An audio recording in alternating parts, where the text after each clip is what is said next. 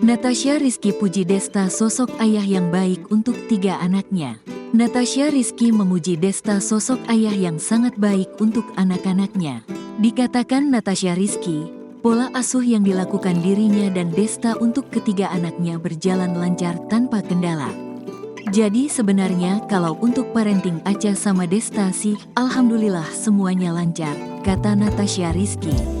Natasha Rizky mengaku masih terus belajar dalam mengasuh ketiga anaknya.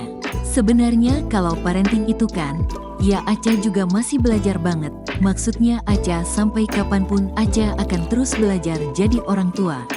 Apalagi Acha juga kadang suka belajar dari mereka juga. Karena kan sebenarnya dengan adanya mereka tuh kita jadi dapat pembelajaran yang besar kan dalam hidup, kata Natasha Rizky. Acha sapaannya tak kuasa menahan tangis saat memuji sosok mantan suaminya, Desta. Ia menilai mantan suaminya adalah sosok ayah yang sangat baik untuk ketiga anaknya.